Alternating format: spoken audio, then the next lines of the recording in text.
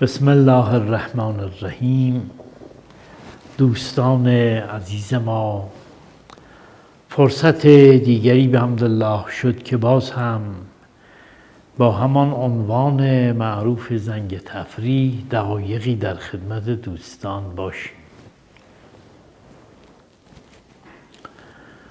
می‌دانیم که در عالم طبیعت ما هم دوستانی داریم و هم دشمنانی داریم و در درون خودمان هم دوستانی داریم و دشمنانی داریم. بعد از فوت و گذراندن عالم برزخ، اگر در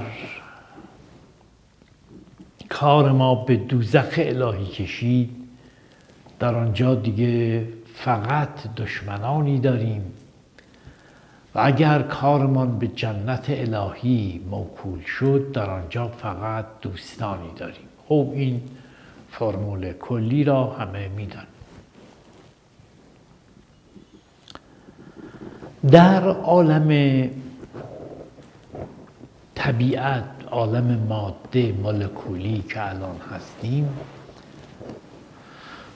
دوستان ما دوستی هاشان زمینه های مختلفی دارد، دشمنان ما هم دشمنی آنها زمینه های مختلفی دارد.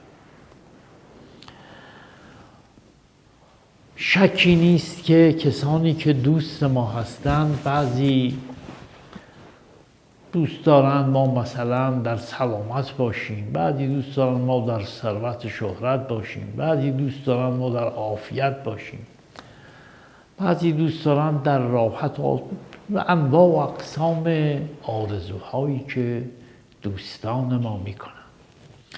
و هاکذا دشمنان ما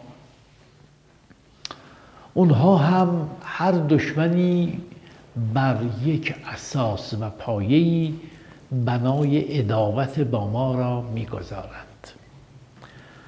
یکی دوست دارد فقیر بشیم، یکی دوست دارد ذلیل بشیم، یکی دوست دارد مریض بشیم، یکی دوست دارد منحرف بشیم، یکی دوست دارد گمراه بشیم.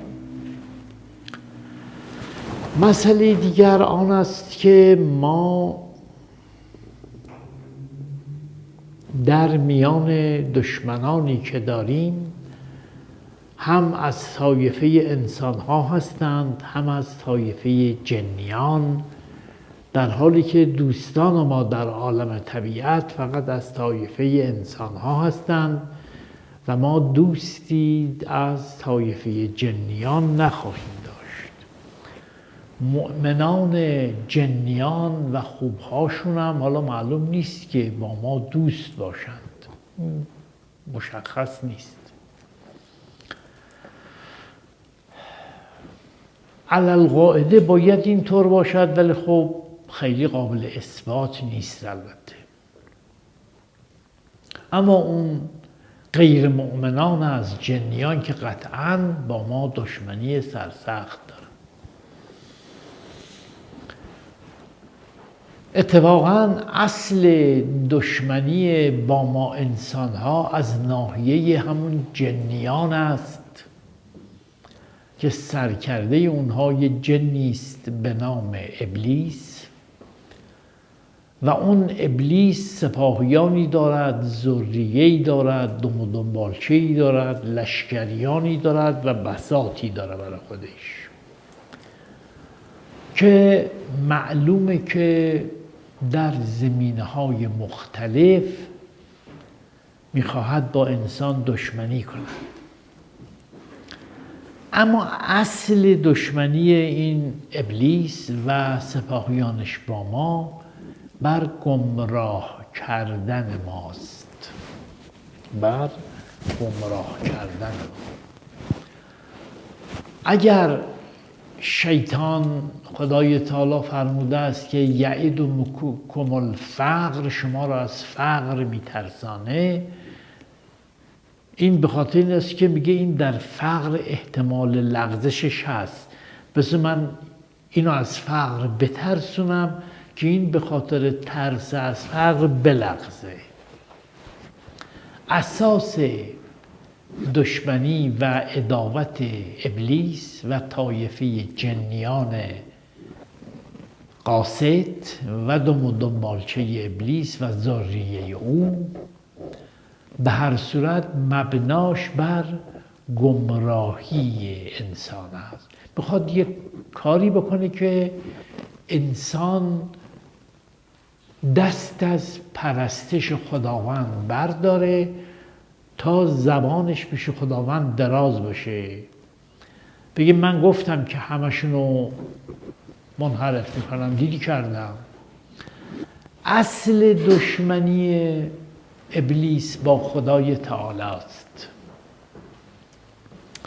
دشمنی او با انسان مع الواسطه است، چون دشمن خداوند است و خداوند انسان رو بر او گرم و مقدم داشت، از این جهت دشمن به توسط انسان شده، نه اینکه اگر خدای تعالی به انسان بهایی نمیداد اونم اصراری در گمراهی انسان نداشت، اون که خودش ول هست ولش. ولی وقتی که دید خدای تعالی فرمود و کرمنا بنی آدم، گفت نه دیگه نشد. داستان عداوت ابلیس و تشکیلاتش با ما داستان پردامنه است. هرچه انسان به خدای تعالی نزدیکتر باشد، این دشمنی رو بهتر درک میکنه و میزان این دشمنی شیطان با او هم زیادتر میشه. ببینید یوسف نبی علیه السلام به پدر خود یعقوب نبی علیه السلام گفت که من این خواب دیدم. گفت خواب برای داداشات نگو، شیطان دشمن انسانه. حالی که البته برادرها دشمن بودن. ببینید شیطان که با دست خودش یوسف انداخت تو چاه، برادرها انداختن تو چاه، پسر پیغمبر بودن دیگه، اشرف مخلوقات بودن، یوسف انداختن تو چاه. اولا می‌خواستن بکشنش، اشرف مخلوقاتن دیگه. بعد از این که خلاصه یوسف نبی از دستشون قصر در رفته و گذاشتنش تو چاه، اون داستان‌ها شد. ببینید یعقوب نبی میدونست که انگشتی کجا بگذاره. این خواب رو برای این برادرات نگو، شیطان دشمن انسانه. آفرین، شیطان دشمن انسانه. ولی خب انسان اونقدر دشمن شیطان نیست. اونقدری که شیطان دشمن انسانه، انسان اونقدر دشمن شیطان نیست. اینم تو پرانتز گفته باش. چون لفی خسره، آدمی که گرفتار خسرانه با دشمن خودش دشمنی نمیورزه. تنها اولوالالبابند که با عدو خود عداوت دارند. بقیه دشمناشون رو حالا یک کمی دوست هم دارن، مثلا خودمونیم دیگه، داریم خودمونی صحبت میکنیم. به این مقدمه که عرض کردم، خدای تعالی خوب میخواد اراده تعلیم انسان رو داره. میگه ای انسان تو حساب خودت رو بکن، جایی که عقاب پر بریزد دیگه از پشه لاغری چه خیره. و ما ارسلنا من قبلک من رسول ولا نبی. ای رسول ما، ای خاتم انبیا، ای انسان کامل که چه کسانی هم به جای شما نشستند، ای انسان کامل.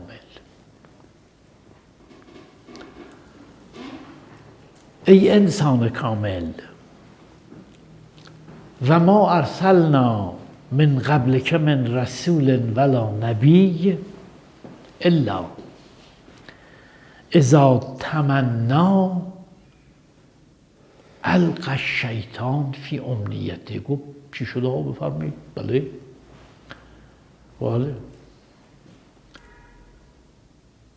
هر نبی و هر رسولی هر چی که گفت شیطان یه پارازیتی انداخت. این ترجمه خودمونی آیه است. شیطان اصلا در کمین نشسته بود، هر نبی و هر رسولی هر چی میگفت این پارازیت مینداخت و میندازه. وقت گرفته دیگه، وقت گرفته از خدای تعالی که چی چشم ابروی بنده رو نگاه کنه؟ برای اینکه وقت نگرفته، برای پارازیت انداختن وقت گرفته دیگه. خب کی پارازیت میندازه؟ موقعی که مثلا یه مکانیکی داره راجع به موتور ماشین هم صحبت میکنه اونجا پارازیت میندازه؟ نه، موقعی که یه نفر میخواد بیاد یه کلمه حرف حساب به من یاد بده اونجا پارازیت میندازه. بگید راجع پنچری ماشین هم که شیطان پارازیت نمیندازه. اگه شما بخوای یه کلمه حرف حساب به من یاد بدی شیطان پارازیت میندازه، شوخی هم نداره. منم که بخوام به شما یه کلمه حرف حساب یاد بدم پارازیتش میندازه.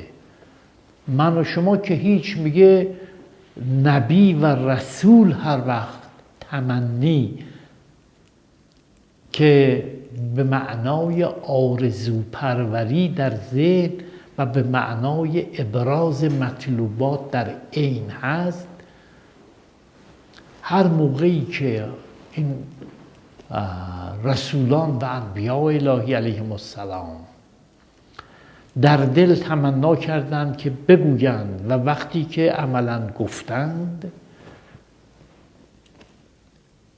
القی الشیطان فی امنیته، در این آرزوی باطن و گفتار ظاهر نبی شیطان پارازیتی انداخت. وقتی در غدیر خم فرمود که این علی وصی من است، جانشین من است، چون من اولویت دارم بر شما تعیین میکنم که ایشون اولویت داشته باشه. من کنت مولاه را هم به دوستی ترجمه میکنن، اونم کار شیطانه. شیطان بهشون گفته آقا بگید دوستی، نگید اولویت، اینجوری بگید. آره ببینید وقتی خاتم انبیا این فرمود بلافاصله شیطان پارازیت انداخت که مولا یعنی دوست، رفیق، هم بازی. اولویت نه، اون نیست. نه، ببینید این کار شیطان بود. بعد شد آنچه شد. با همین پارازیت شیطان ببینید چه قشقرقی را افتاد. تشیع، تسنن.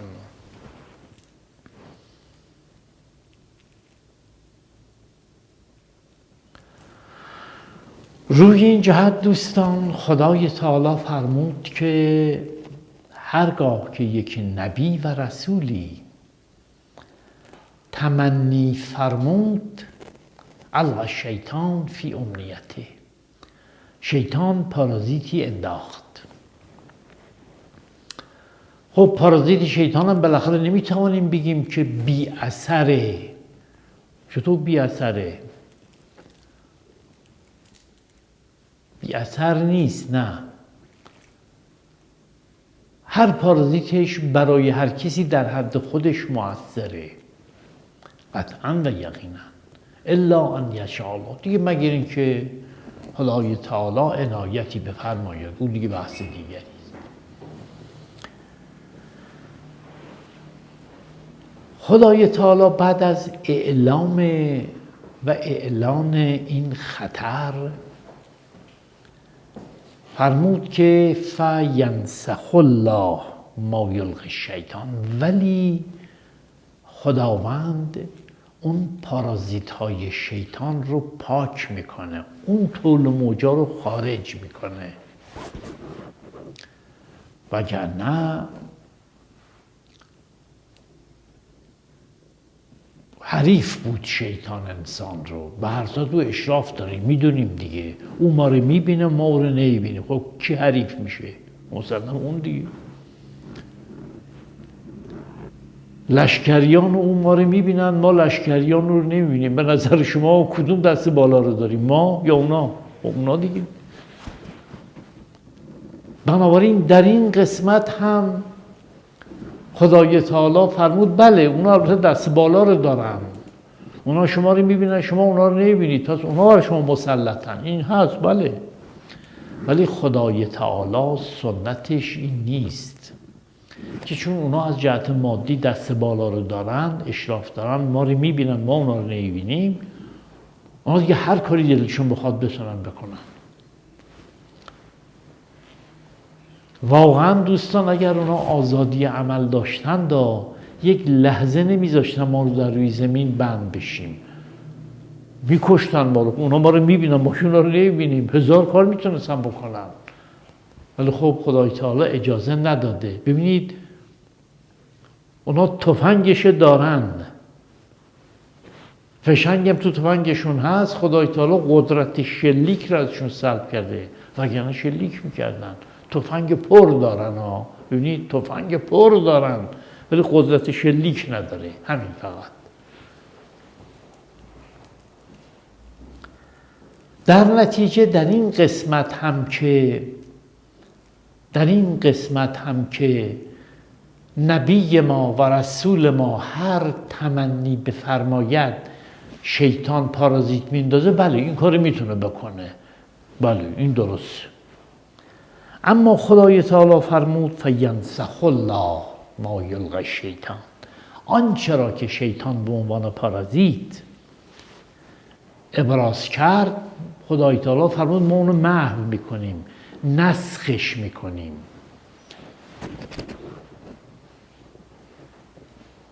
چنان که در مورد خواب حضرت ابراهیم برای ذبح فرزندش شیطان گفت آقا یه خوابی دیدی؟ آقا برادر من این خواب بوده. بعد خب ابراهیم علیه السلام درگیر شد با شیطان اون داستان. قدیر خمام همین شد. پیغمبر اسلام علیه صلوات الله علیه فرمود علی وصی منه. این گفت که اینجوری ترجمه کنید، معنا کنید، یعنی رفیق منه، دوست من، دلم برایش میسوزه، شما می رحمی بش بکنید. مثل منظورش این بوده پیغمبر. این خب موفقم شد در این الغا و اهل تسنن گول این الغا رو خوردند. بله موفق شد، بحثای کلی رو منحرف کرد. اما فینسخ الله ما یلقی الشیطان، ولی خدای تعالی نسخ کرد آنچه را که شیطان القا کرده بود. ثم یحکم الله آیاته، بعد آیات خودش رو استحکام بخشید و پارازیت های شیطان رو پاک کرد. ببینید یک تابلوی بسیار زیبایی خاتم انبیا برای ما آورد. قبوله؟ شیطان شروع کرد به پاشیدن سنگریزه ها بر آن تابلو که مسلم اون تابلو بعد با سنگریزه ها پوشیده میشه. ما سنگریزه ها رو میبینیم، اون تابلوی زیبا رو دیگه نمیبینیم. خدای تعالی فرمود من اون سنگریزه هایی رو که شیطان فوت کرده پاک میکنم و تابلو رو محکم مستقر میکنم. خب اگر این جوره پس چرا خیلی ها گول همون پاشیدگی های شیطان رو خوردند و یه حرفایی که اهل تسنن میزنن که حرف شیطانه؟ و این چی قضیهش؟ حالا لیجعل ما یلقی الشیطان فتنة للذین فی قلوبهم مرض. بله مخصوصاً طوری خدای تعالی ترتیب داد که آنچه را که شیطان القا کرده بود آزمایشی باشد برای انسانهایی که بله حالا دیگه این روشنه ما چیزه برای بعضی ها خدای تعالی اون شنهای پاشیده شده به توسط شیطان و ایادیش را سؤال امتحانی گذاشت و کسانی که والقاسیة قلوبهم دلشون سنگ بود نه نرم، تابلوی ابریشم به اون نرمی با دل سنگ اونها تجانسی نداشت. دل اونها سنگ بود از جنس همون سنگریزه هایی که اتفاقا شیطان پاشیده بود. الجنس مع الجنس یمیلون. انسان سنگ دل والقاسیة قلوبهم هم جنس است، دلش سنگ دیگه با اون شنهایی که شیطان پاشیده. اصل تابلو فرش ابریشم نرمه. خب نرم با سخت تجانسی نداره، نرمی با سختی تجانسی نداره. الجنس مع الجنس یمیلون. الخبیثات للخبیثین و الخبیثون للخبیثات و طیبات للطیبین و ببینید کند هم جنس با هم جنس با. اگر شیطان، این بحث دقیقی هم هست البته که اگر علی جان بعداً برای ما وقتی بگذارن من مسئله رو بیشتر توضیح، اون سنگریزه ها رو نمی پاشید، سنگ دلها هم ادعای نرم دلی می کردند همچون نرم دلان. ولی خدای تعالی کل پارازیت ها رو پاک نکرد، یه چند تا سنگریزه رو گذاشت تا کسانی که میگویند نهج البلاغه رو علی ننوشته آقای دکتر فلان مثلا نوشته، اینا بالاخره دستشون روشه. وگرنه از اهل تسنن هم ادعای انا رجلان داشتن، اما الان میگن نه نهج البلاغه دروغه، مال علی بن ابی طالب نیست. و ببینید یلقی الشیطان و ینسخ الله ما یلقی الشیطان ثم یحکم الله آیاته والله علیم حکیم. این اراده خداوند است که برای کسانی که علی بن ابی طالب را دوست دارند بسیار خوب این نهج البلاغه بخوانید، هر کسی در حد معرفت خود بهره ببره. اما ضمناً شیطان هم که بیکار ننشسته بود، اونم سنگریزه هاشو پاشونده. کسانی که به اون سنگریزه ها متمایلن میگن نهج البلاغه ما آقای دکتر مثلا فلان است، مال علی بن ابی طالب نیست. ببینید پس اتفاقا سنگریزه های شیطان باعث شد دست کسانی که علی را دوست ندارن رو بشه. خوبه اتفاقا. مرحوم آیت الله عظما شاه‌آبادی گفته شیطان خدمتگزار انسان بوده، باعث شد که انسان‌های بد و خوب جدا بشن از هم. پس به انسان‌های خوب نادانسته و نخواسته خدمت کرده. عدو شود سبب خیر اگر خدا خواهد.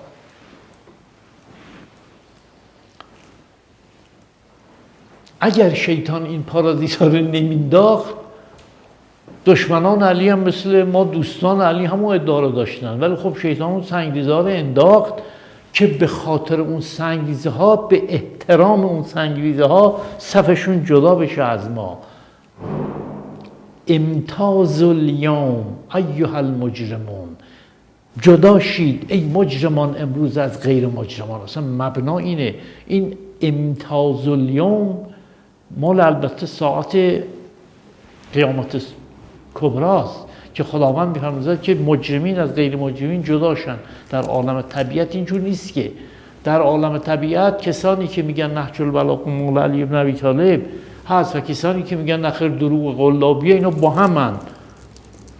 توی کشور در یه جا یا شهر هم دارن زیر یه آسمون زندگی میکنن، مشکلی هم نیست. خب عالم طبیعت هم اینه دیگه. روز امتیاز نیست. منظور این است که دوستان عزیز بدانیم که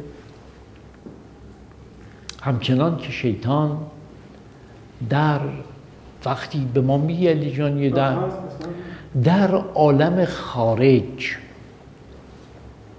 در صحبت‌های خاتم انبیا پارازیت میاندازد و میگوید که من کنت مولاه رو نگید اولویت، بگید دوست داشتن و دوستی و قربونت برم و از این حرفا بگید. بعد از خاتم انبیان به دوستداران میگه نهج البلاغه مال علی بن ابی طالب نیست، تلویزیون کلمه گفت، مال یک دکتر فلان هست مثلا. خب این در عالم خارج این کار میکنه، این شیطان این کار میکنه. خب در عالم داخل چی میکنه؟ معلومه اگر چنانچه نفس مطمئنه شما بخواد یک نانی به یک فقیری بده، شیطان میآید و به نفس اماره میگه که این نونه اگه به فقیر بدی خودت بچت شب گشنه میمونه، من گفته باشم. اینجوری میکنه.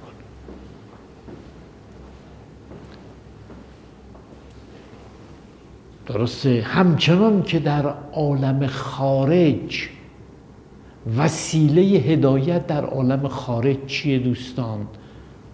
ارسال رسول و انزال کتب. خاتم انبیا و قرآن وسیله هدایت بنده در عالم خارج. خود در عالم داخل چیه؟ عقل و فطرت. اگه عقل داشته باشم و فطرت هم سالم باشه، عقل و فطرته. عقل و فطرت داخلی میگه من رو کنم به وسیله خارجی، خاتم انبیا و کتاب او. تارکم فیکم الثقلین کتاب الله و اطرتی. این در خارجه. و در داخل من چی؟ عقل و فطرت، البته اگه باشه. پس در دنیای داخل منم همون چه که در عالم خارج اتفاق افتاد اتفاق میفته.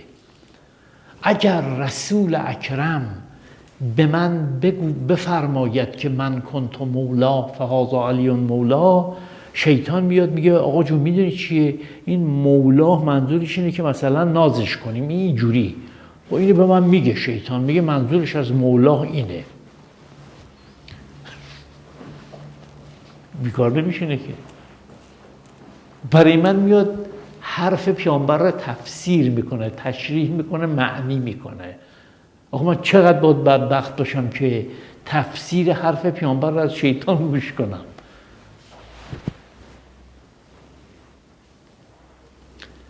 همین کاری که در عالم خارج کرد در عالم داخلم انجام میده. هر وقتی که من بخوام اراده یک کار خیری بکنم یه پارازیتی ول میده. یه پارازیتی ول میده. تا شما بخوایی چه کاری بکنی، اگر از عراق به سمت مدینه و بعد مکه بیایی و در سال 61 هجری اون کارا رو میکنه، تو قدیر خون اون کار میکنه.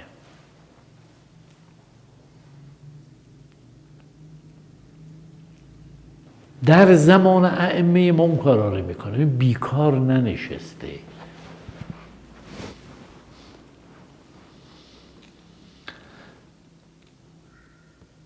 نوبت به بحث ولی عصر عجل الله تعالی فرجه میرسه، میگه قضیه دروغه. سنی ها خیلیاشون البته اعتقاد به ظهور مصلح منجی ندارند، حتی یه دیشون دارند، اونم نه مثل ما.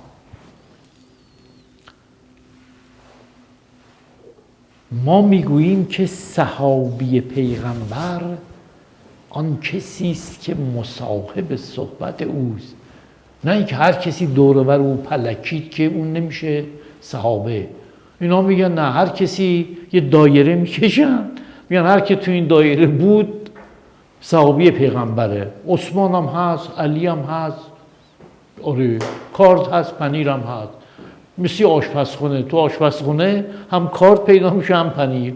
صحابی پیغمبرم اینجوریه، هم عثمان توشه هم علی ابن ابی طالب توشه. اینا ناشی از القاءات شیطانه. القاء شیطان رو دوستان باید جدی گرفت، وگرنه انسان کارش تمومه. شیطان رو دست کم نباید گرفت. قدرت پارازیت در حرف نبی رو داره، شوخی نیست. منتها کسانی متوجه این قدرت او نیستند. اون جوان با معرفتی که در خدمت موسی بود تا رسیدن به مجمع البحرین، بعد ایشون رفت و خضر آمد، موسی علیه السلام ازش پرسید اون ماهی رو بیار یه لقمه بخوریم گشنمونه. گفت من ماهی رو گذاشتم کنار آب، یادم رفت، حواسم نبود، و ماهی هم افتاد تو آب بود، تو آب افتاد زنده شد. حالا این بحث مفصلی، من فراموش کردم، یادم رفت. ببینید و ما انسانیه الا الشیطان ان اذکره فاتبع سبیله فی البحر. عجبا.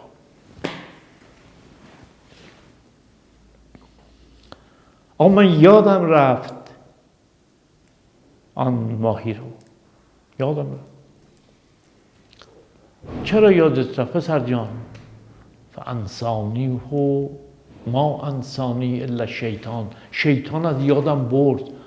اکه این شیطان به قول فیزیکدانا چقدر براد اسپکترام وسیع و طیف و گسترده شعاعه. فیزیکدانا اینو خوب متوجه میشن. عجب وسیع و طیفه. به اسیستان و دستیار موسی یه کاری میکنه یادش بره. خود موسی وقتی تو اون درگیری اون قبطیه کشته شد و هذا من عمل شیطان. این عجب همه جا هست، همه جا. تو جنگ بدر بود، اصلا تو جنگ بدر بود خودش. داستان حضور همه جانبه چند جانبه شیطان دوستان داستانی نیست که بتوانیم با نیم ساعت و یه ساعت و دون این حرفا جمعش کنیم. فقط بدانیم که القاءات شیطان دستاوردی است برای مقرضان.